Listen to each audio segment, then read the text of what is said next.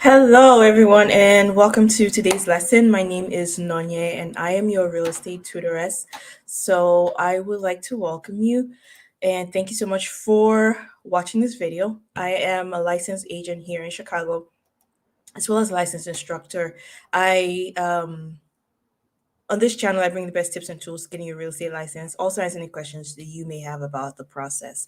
So, if you're new here, welcome and do consider subscribing if you find this beneficial. All right. So, in today's lesson, we're going to be talking about legal descriptions. All right. So, today we're going to be talking about legal descriptions. And the reason we're going to talk about legal descriptions, two reasons. One is going to be on the real estate exam. And secondly, it is something that you would need to know for your practice. So, just having a general idea of it, we don't write these descriptions. We just need to be aware that they exist so that when we're talking with our clients, we are able to educate them on what it is. So, your client's like, what is this stuff here? And you could easily tell them what it is. Okay. So, like I said, it is necessary that you know what a legal description is for the exam. There are three methods we're going to talk about today, and those you need to know for the exam, just in case you get a question on it. Um, yeah, so let's pretty much get started, okay? So in today's lesson, we will cover legal descriptions, like I said. But before we jump in, I wanted to, depending on when you're watching this may still be valid. Now, if you're in the process of taking the preparing to take the real estate exam, and you're wondering how you could study or what tools you can use, now the CE shop is doing this sale and is 50% off. You could use it for their prep program. And usually the prep program is about 100-ish. So with this, you're looking at about $50. All right. And what they do is they will ask you to do a pre-assessment. They will assess your knowledge. And based on that, give you recommendations of what to study. So this is a good tool to use. It's valid from today till the end of November. All right. Valid from today, November 28th, till the end of the month, so November 30th. So if this is something that would work for you and help you as you prepare, feel free to jump in. And don't forget to use the promo code CYBER to get the discount. Okay, so let's jump in and look at today's agenda. Today's agenda will be talking about legal description, right? That's the first thing. Then meets and bounds is one of the methods, rectangular survey system, lot and block, and then we have some sample questions that we'll go over together just as a refresher at the end, right? So, legal description, what is that? When we think about legal description, think of it like the physical, like it's a sentence, a paragraph that's used to describe a parcel of land. And you will see this description used in documents such as a deed, a mortgage, or other court documents. So on your court documents, you won't find, let's say it's for 123 Main Street. So it will say 123 Main Street, but it will also have the legal description of 123 Main Street. So for example, 123 Main Street as described as, and then it will go into the entire legal description. Because what that does is, if for any reason the address changes, the street number changes, okay, the description doesn't change because the land is still in the same spot. And this helps surveyors know where to look for property. So, like a surveyor, for example, can read a legal description and they can tell you, oh, this property is located in this county, in this state, and whatnot, just because they've learned um, how to read and draw up these legal descriptions. Okay. So it's essential that you understand what a legal description is, just in the broad sense of it. Um, so let's start with meets and bounds. With meets and bounds, this is the original method that was used. So in some parts of the country, this is still the main method that's used, but not everywhere. But this was the original one in the original colonies of the United States. So it relies heavily on the property's physical location, right? And it uses the perimeter of the property to describe the land. Meets means distance, bounds means direction or angles, all right? Compass directions or angles. All right, so we'll be using that and I'll show you an example shortly. Now, some things that you always have in meets and bounds description. Of course, we need the length, so distance will be there. The angles, if necessary, or direction will be there. So, for example, going east or going west, you find that in a meets and bounds description. You will also find monuments. Monuments are like boundary markers. For example, it could be a street, it could be a telephone pole. It could be a shed. It could be a fence. It could be like a stake in the yard that's used to tell you where your property ends. Okay, so those are monuments. And monuments can be artificial or they can be natural. An artificial monument is one that humans put in. So a telephone pole, for example, will be artificial, or a tree, on the other hand, will be a natural monument. Now, for the meets and bounds, monuments need to be there, but they don't have to be either um what's the word again? Artificial or natural. You could have either or, you could have one type, you could have both, whichever you have. But one thing that you must have for meets and bounds is the point of beginning. In some books, you will see it as a point of commencement. So the point of beginning will always be in the meets and bounds description. So that's where we start from, and then we will describe the land in like going around the property and come back to that point of beginning. All right, so let me show you here an example. This is a piece of land using the meets and bounds system. You see the point of beginning at the intersection of Jones Road and Skull Drive.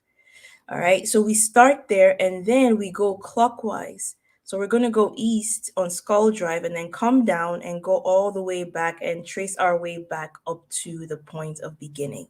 So that's one thing you need to remember for meets and bounds. Okay, so there are a couple things you need to remember. So let me just go over them again. Meets is your distance. Bounds is the angles. Then we have our point of beginning, our monuments, and knowing that our monuments could be artificial or natural. All right. In this example here on the screen, as we'll see, the creek is a natural monument, and then the streets are artificial monuments. Okay. Now let's look at the actual description of this piece of land. Okay, so this parcel of land is described as following: beginning at the intersection of the east line of Jones Road and the south line of Skull Drive, so at that point there. Then east along the south line of Skull Drive, 200 feet.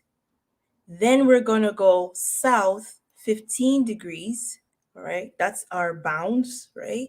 15 degrees east, so we're going southeast for 216.5 feet, more or less to the center of the creek.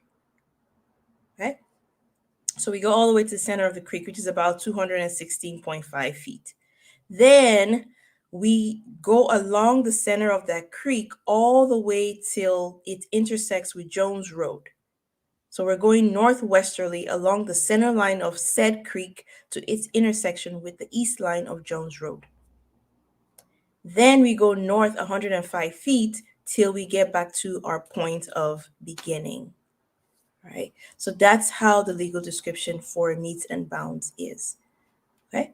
So for your meets and bounds, meets, distance, bounds, directions. Then we have our point of beginning, which is where we start and where we end. This is, you must have this point of beginning, okay, where we start and where we end. And then we have monuments, which are like our boundary markers that help us get around, that help us figure out the boundary for our parcel of land. Okay, so that is your meets and bounds description. All right, so then the next one we're going to talk about is the rectangular survey system, or it's also sometimes called the government survey system. With the rectangular survey system, this was established in the 1700s. So you can think about these men way back then trying to put this all together. It uses artificial lines, which we call our principal meridians and baselines, to help us essentially break up the land into small chunks to help us figure out what we're describing.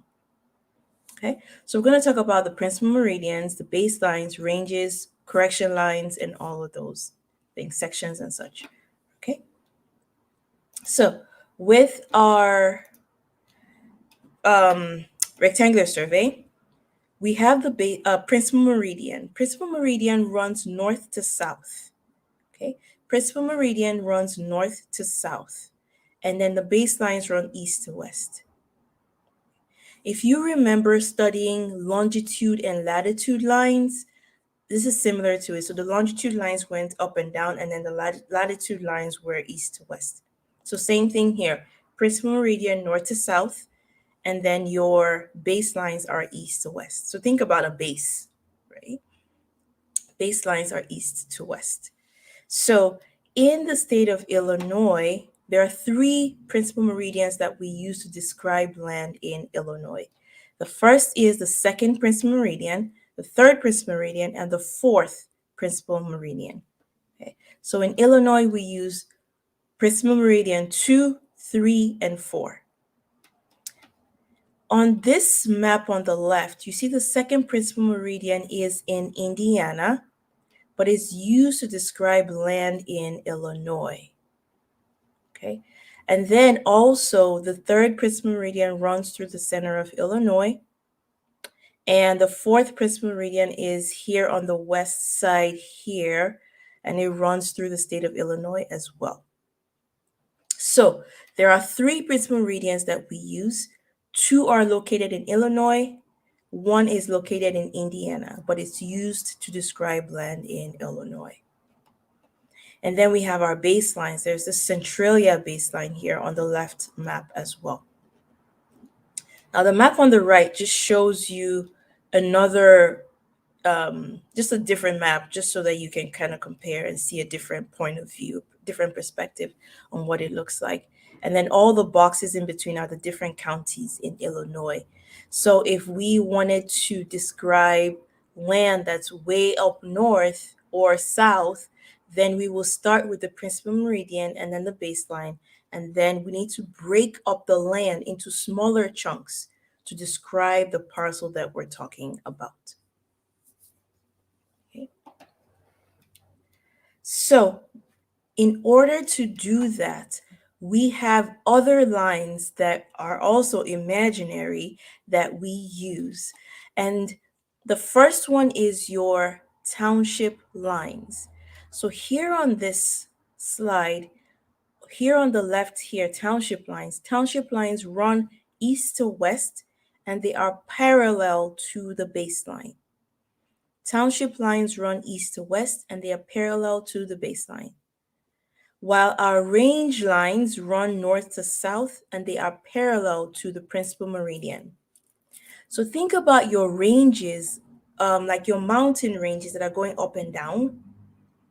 Okay, so those are the principal meridian. The ranges go up and down, so range lines go north to south. And then with the township, we have our township lines, but then the land in between is called a township tier. So think about like your stadium tiers, the bleachers in the stadium that go east to west. So your township lines and township tiers are east to west, and they're parallel to the baseline. Okay.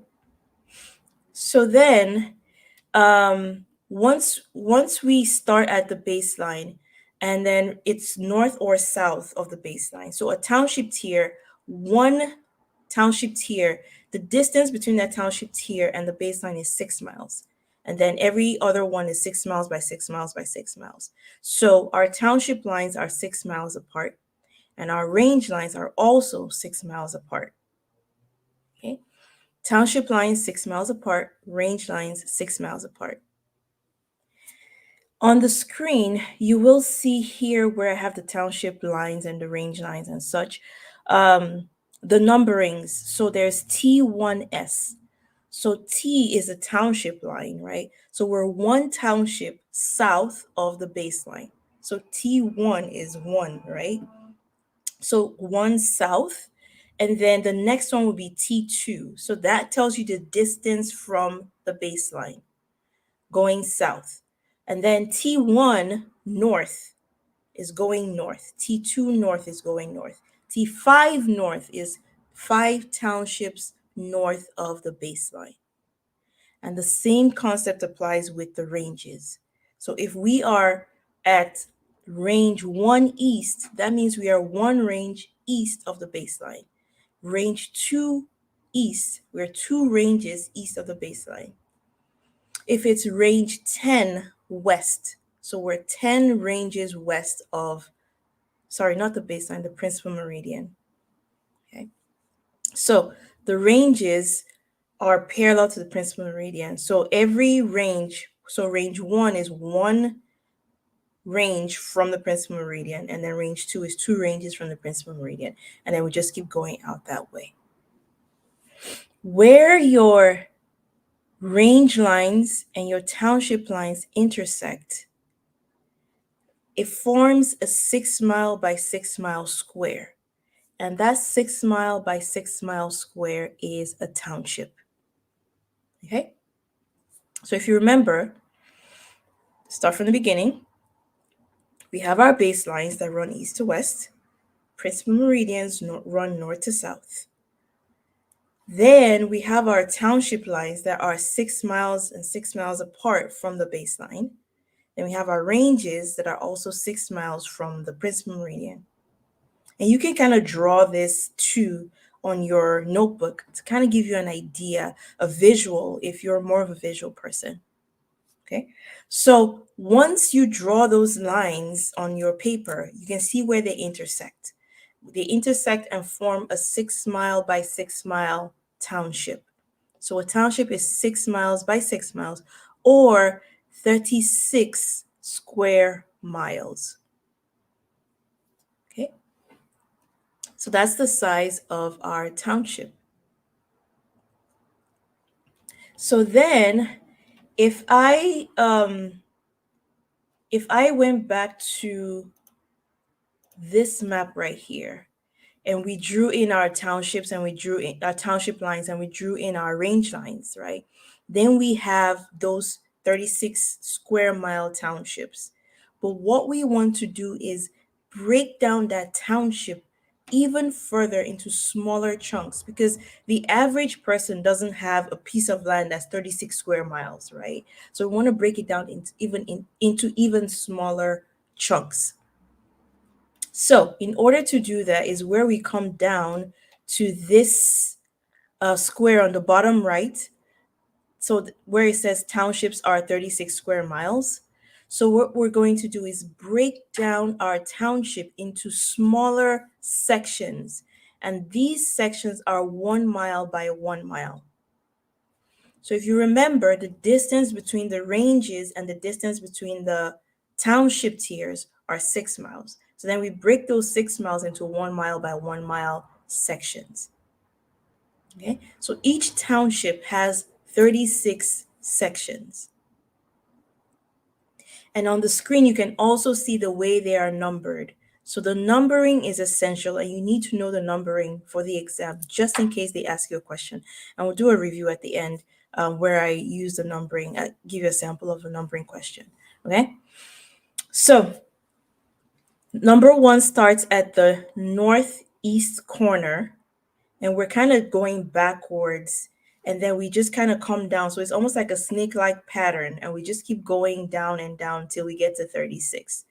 So why did they do it like this? It was done this way because if you picture people in the 1700s, they had these heavy equipment, they had horses, and they had to drag these horses around. So it's almost like plowing a field, right? So you're kind of going in that pattern until you get to the end. So that's why the numbering is this way. Okay? So our sections are 1 mile by 1 mile, so 1 square mile. Now, the other thing you need to know is 1 square mile, and it's on the top here of the, it's a little on the screen. A section is also 640 acres. Okay, so the section is 1 square miles. It's also 640 acres. Okay, so a square mile, 640 acres. And please remember the 640 for the exam as well.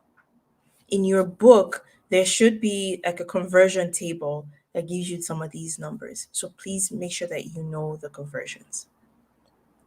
Okay. So the smallest square on the screen on the top there for the section, you see how they highlighted section 2 and they made it bigger up on the top right corner of the screen.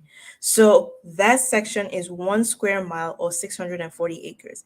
And so now we begin to break up the 640 acres till we get to the parcel of land that we're looking for. Okay.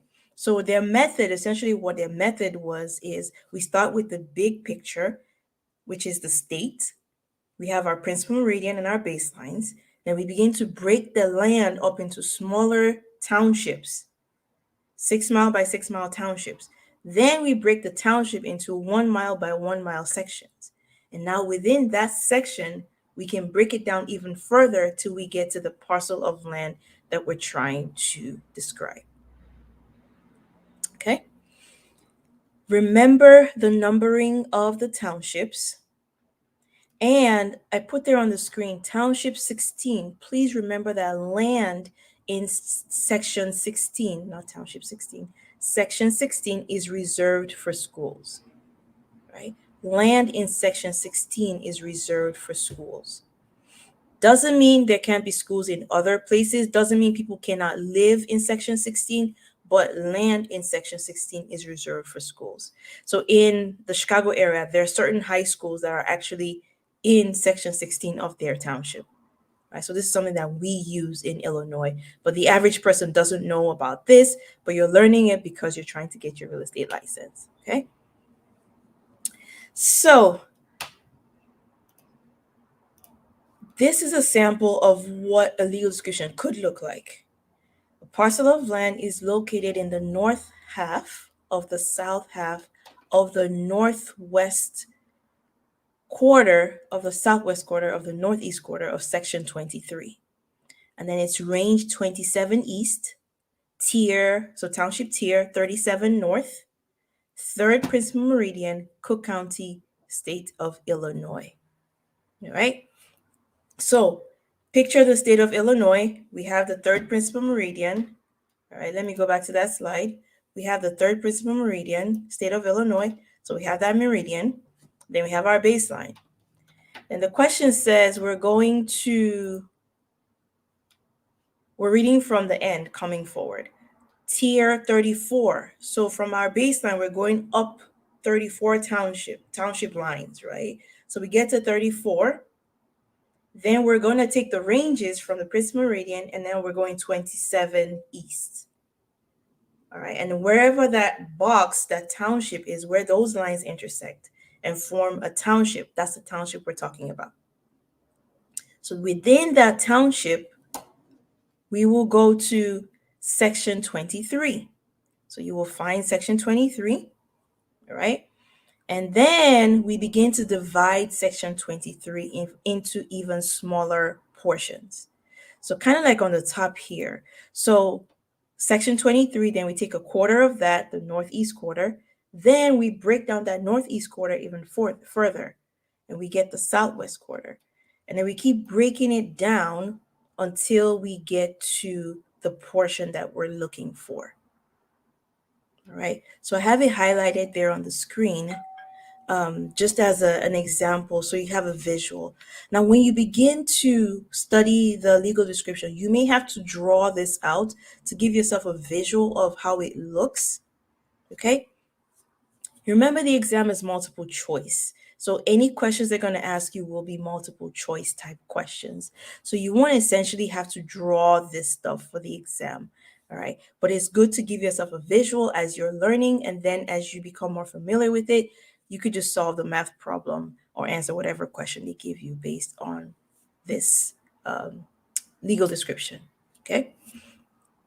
So on this slide here, I have how many acres are in that legal description I just gave you before. All right. So you see, if I was to draw it out, I will start with the bigger square, the biggest square, which is the section. Remember, the section is always 640 acres. That's why it's important to remember it. Then our northeast quarter. So we will divide the 640 acres into 4. And that gives us our northeast quarter, which is 160 acres. Then we will divide that 160 acres into 4 again, because we're trying to find the southwest quarter of that 160 acres. And that gives us 40 acres. So now we have 40 acres, which is the southwest quarter of the northeast quarter of section 23. So then we go to the next one, which is the northwest quarter. So we want the northwest quarter of our 40 acres. And so we divide that 40 acres into 4, and we get the northwest, which is 10 acres. Then the question says the south half. So we divide it into 2, north and south. And then we get our south half. 10 divided by 2 is 5. Then out of the 5 acres, we want the north half of that 5 acres. So again, we divide it into 2, and that gives us our 2.5 acres. So the easiest way to do the math is once you understand a section, so every section, right? Every section is 640 acres.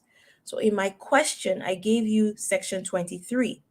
But in your example, it could be section 10, it could be section 6, it could be section 17. It doesn't matter. All of them are 640 acres. So that's how you start. So we start with our 640 acres. Then all you have to do is look to see the bottom number. So northeast quarter, we divide by 4. Southwest quarter, we divide by 4. Northwest quarter, we divide by 4. South half, we divide by 2. North half, divide by 2. And then you get your answer. All right, that's the easiest way to do this. Okay. And we're doing, if you have any questions as you're going through this, feel free to throw them in. But you should have some sample questions in your coursework that you could also look into. And feel free to drop a comment if you need help or assistance with a particular question.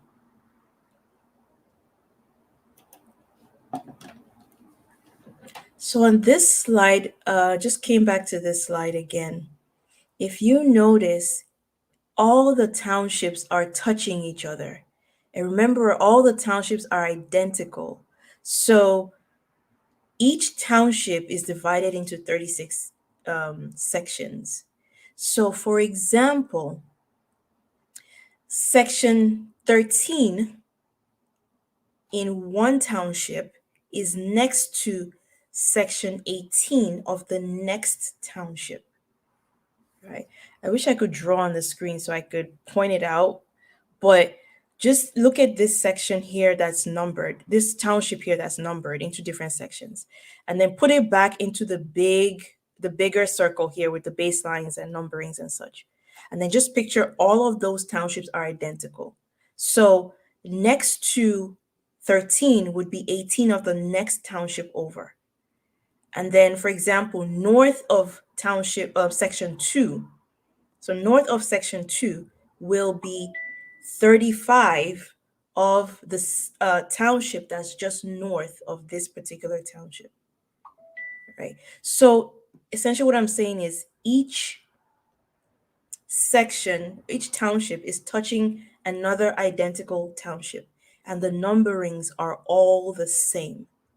So for example, township 2 south, range 2 east, okay, section 6 will be next to Section 1 of Township 2 South, Range 1 East. All right.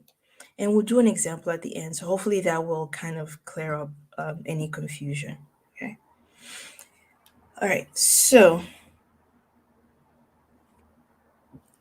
let's go into a next. We did this one. Let's go into the next question. All right. So how many acres are in a piece of land located in the east half of the northeast quarter of the southwest quarter of the northwest quarter of the southeast quarter of section 17? All right. So again, section 17, what's the size of section 17? 640 acres. So then we need a quarter of that, and then a quarter of that quarter, and then a quarter of that one, a quarter of that one, and then we divide by 2. So we're going to take 640, divide by 4, divide by 4, divide by 4, divide by 4, and then divide by 2. Now, when you're taking the exam, they give you scratch paper. My advice for math is write it down so you don't miss one of these quarters. Because sometimes I've seen students miss a quarter and then get the wrong answer. So write it down so that you're sure that you divide by each number. And just take your time in the calculations. They've changed the Illinois exam whereby you don't bring your own calculator. You have to use the one that's embedded into their system. So you're clicking on the screen. I haven't taken an exam since they made that change, so I'm not sure how user friendly that will be. So, in order for you not to be confused, also just write stuff down too so that you're sure of what you've added or what you've subtracted or what you've multiplied or divided, right? Okay. So, hopefully that makes sense to you. All right. So, if you're watching this later, you could pause and try to solve this and then come back for the answer. I'll move on to show the answer now. All right, so again, like I said, we start with 640 acres, and then we just divide by 4, divide by 4, divide by 4, divide by 4. So 4 times, and then divide by 2. And that should give you 1.25 acres. Okay. Now, one other way they may ask you this to solve with this is after you find the size of the acres, they may ask you to go on and talk about price.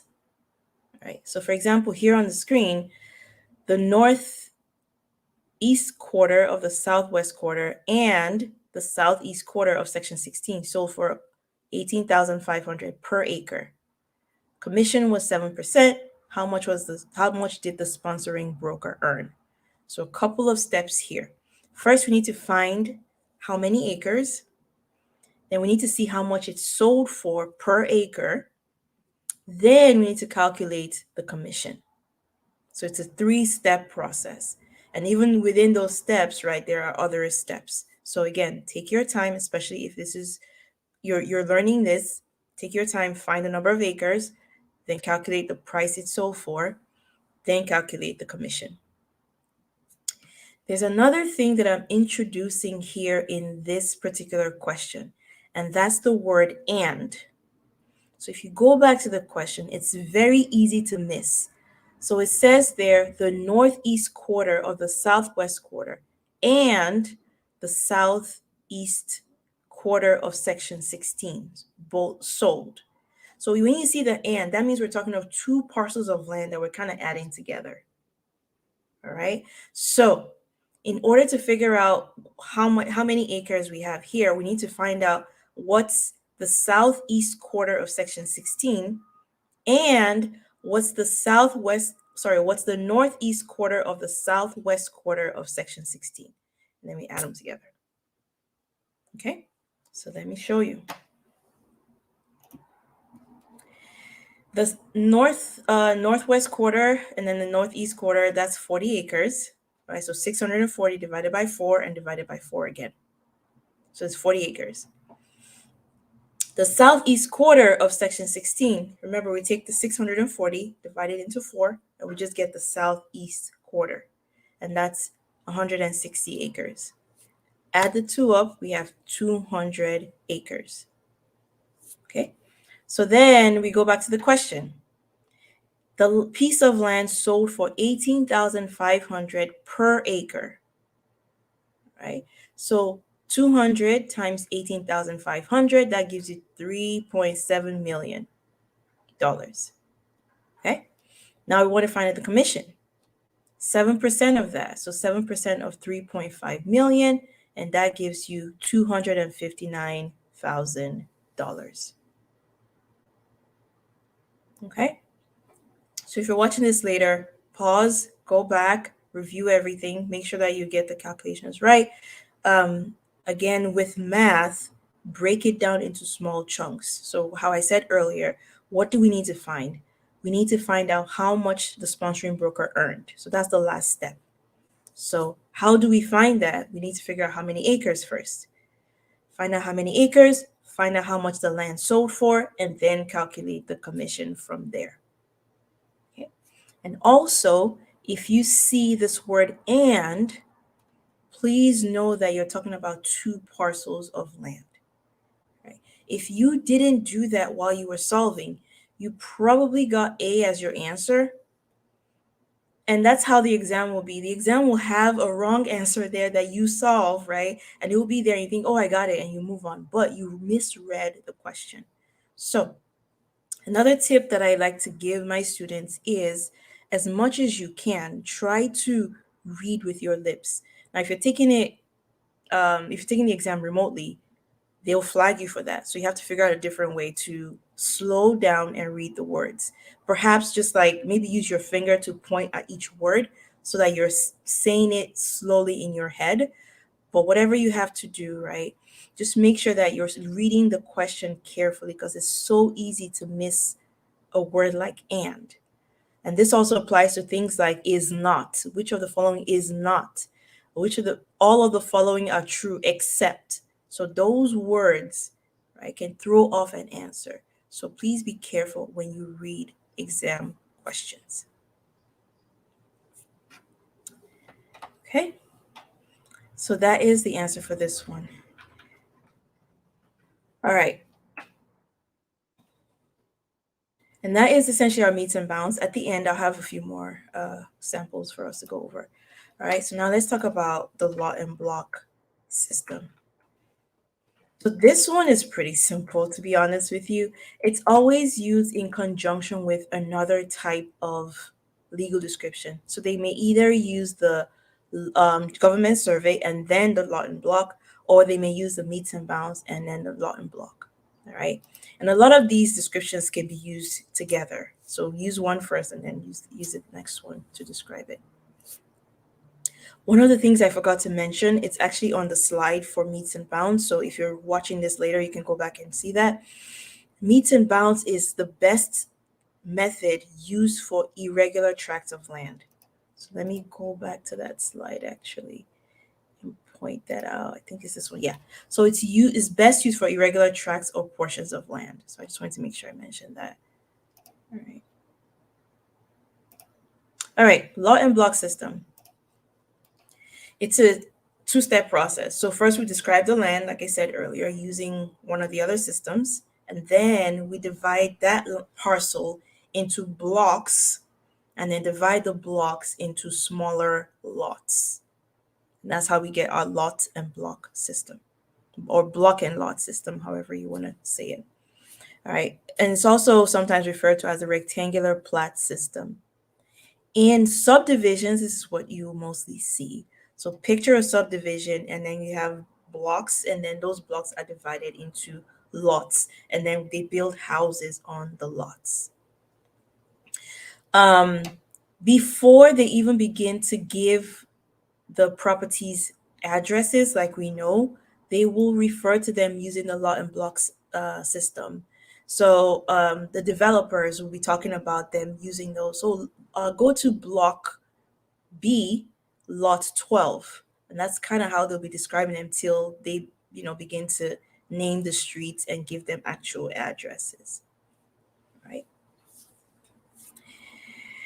So we have our lot and block number, and I'll show you a map that I found in a book. And I don't know what book you have, but some books have like a map in there, and I took this one from it. And then, so we have the lot and block, we have the number of the subdivision, and we have our county. So this is the one that I pulled. All right. Um, on the top here, you see a description: subdivision of plat map of Prairie Acres Estates. This is a plat of Prairie Acres Estates, a subdivision in the west half of the east half of Section 17, Township 38 North, Range 12 East of the 3rd Principal Meridian.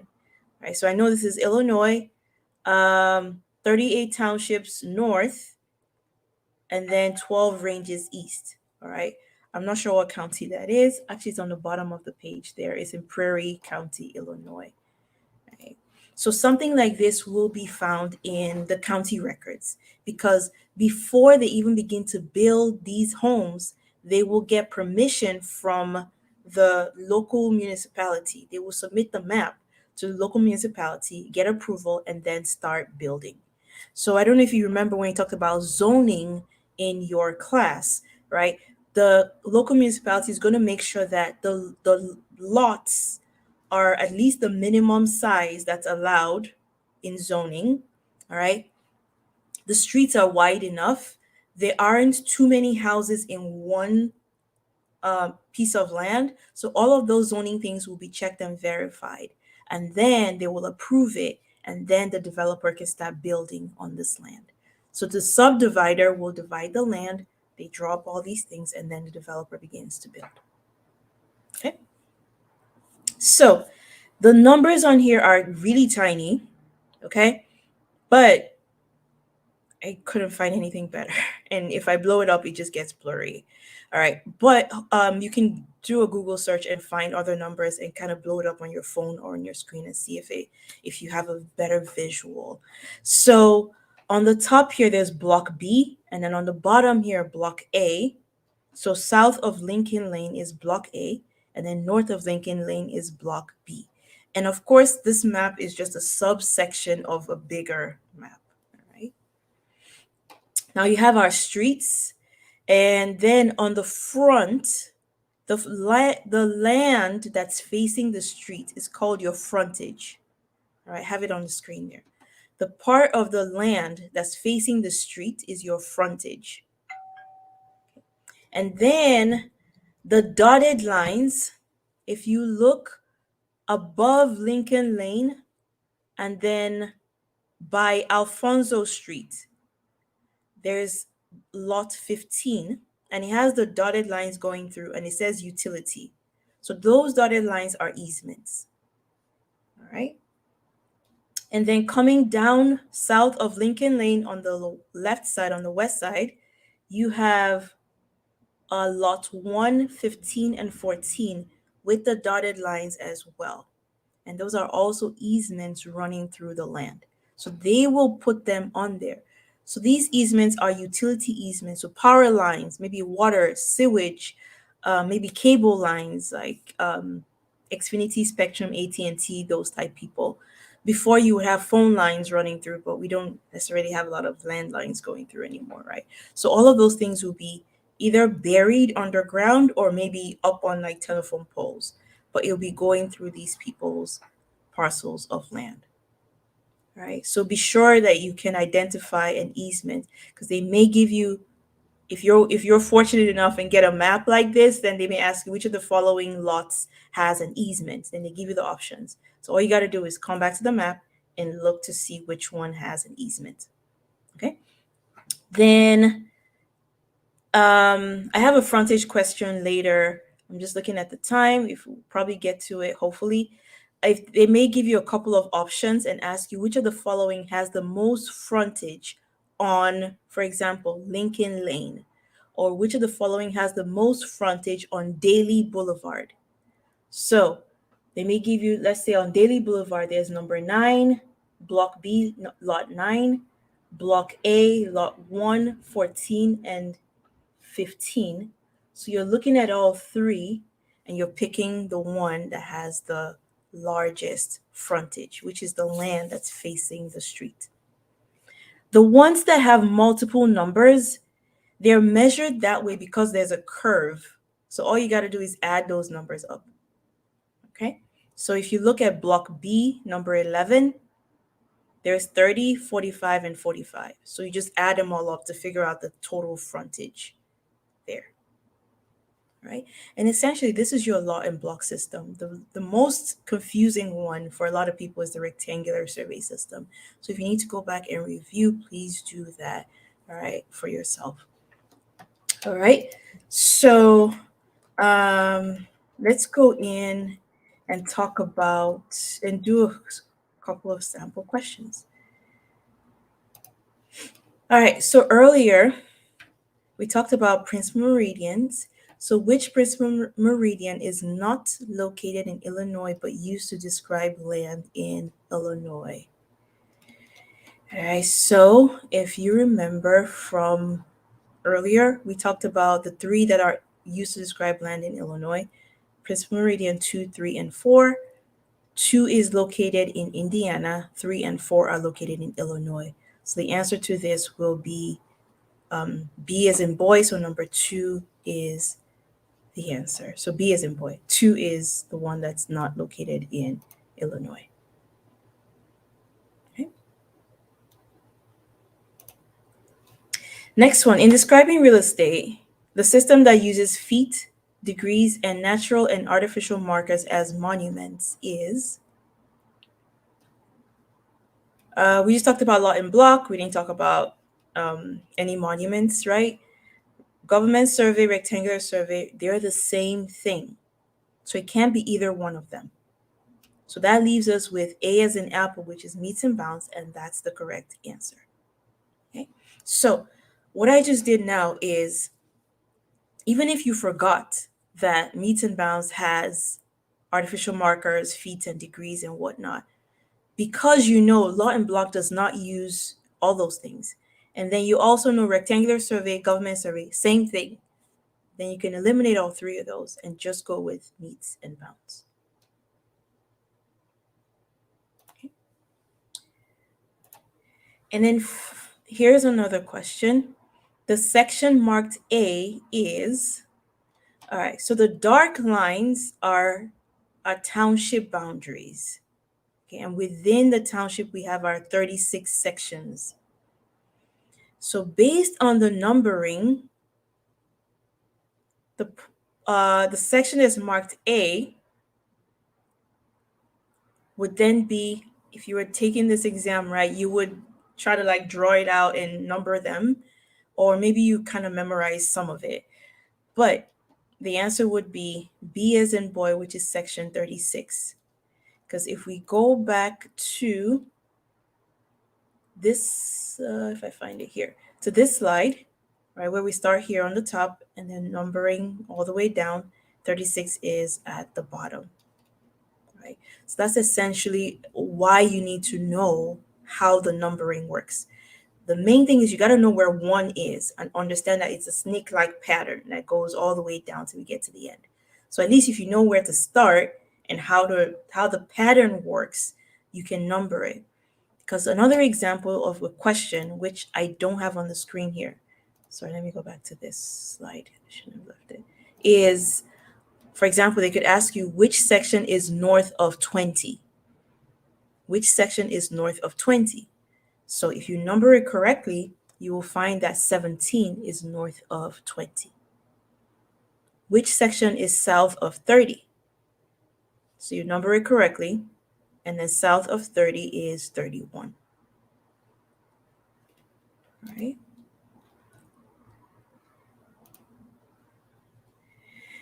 Next question. Which of these is section 6? Okay, so remember I said each dark line is a township. Okay, so this one in the middle is a township. Where B is another township that continues. Where C is another township that continues. Where D is another township that continues down, right? So 6 would be the top left corner. So we're going to find the one that's at the top left corner, and that would be the one that's labeled C. Okay, it's on the top left corner of its township. All right. Hope that makes sense. If it doesn't, please let me know in the comments. But just picture the township continues. Like I didn't draw it all out, but just imagine it, or you could draw it out in your own book too. All right. And I think I have one more question here. All right. So this was a lot in block one. And I mean, I know the answer to this, but it's really tiny, so you may not be able to see it. So this is kind of a similar question. They will ask you using the map, and they will give you the map, which of the lots has the most frontage on Lincoln Lane? So let me pull that up again, and I'll just give you guys the answer because you probably can't see it. All right, so the one that has the most frontage, the options are 10, 11, 8, and 7, facing Lincoln Lane. 10, 11, 8, and 7. All right, 10, 11, 8, and 7. So 8 is in the corner. All right, it has some on Alfonso, it has a little bit on Lincoln, so it won't be that one. 7 has a lot, 65, 95.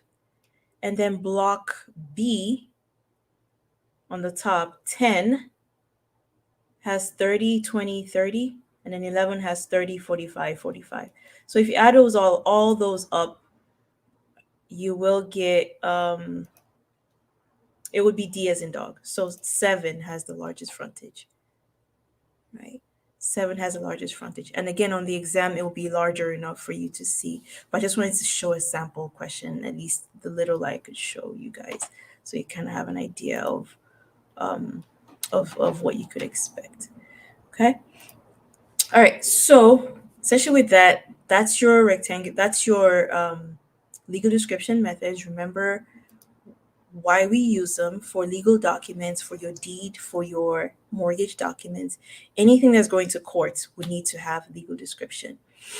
We start with the meets and bounds. Then we have a government survey method. Then we have the lot and block system. And they could be used with each other. So understand the three of them and how to identify them. All right. You may or may not get a lot of questions on this. You probably won't get more than 3 questions on this section just because there's so many other things you could ask questions on. But I just wanted to make sure that at least you have an idea so that when you're taking the exam, you feel confident. You're like, oh, yeah, I know this stuff, and I can keep going with it so that you have a better chance of passing the exam. All right. So with that, again, we've come to the end of today's lesson. Hope this was beneficial. Just wanted to throw this up again. It is, if you are interested in getting an exam prep tool, they're having a 50% off sale. I will leave a link in the description. Use the code CYBER, and you can get 50% off the tool. If you're thinking about getting your real estate license, you could use it as well. It's valid till the end of this month. So in November 30th, this is valid for. So be sure to use this link and code so you can get the discount and begin to prepare for your exam. And like I always say, get a plan. Make sure you have a plan in place. Have a date for when you want to test. Okay? It's November 28th today. Maybe you want to test by the end of December. So get that date. Go ahead and even schedule the exam. Now, between now and then, break it down. How many chapters am I going to study today? How many chapters am I going to study tomorrow? How much time do you have? So tailor it to yourself, not to me, but tailor it to yourself, but do the best you can. In a month, you can do a lot if you put in the time and the effort. Because what you don't want is to be trying to study. This is November, April. You're still trying to study. It's a long, long time to stay committed to something. Um, so put in the work now. Do what you got to do. Get it all done and get your license. And then once you get your license and begin to practice, you can always look up this material if your clients need it, right? When you're servicing a client, oh, we need to figure this out. You Google the answer or you look in your book for the answer. But for the exam, you need to know this. So be sure that you study, study, study. And if you have any questions, feel free to leave them in the description below. And I will see you in the next video. All right. Stay warm and safe, and take care.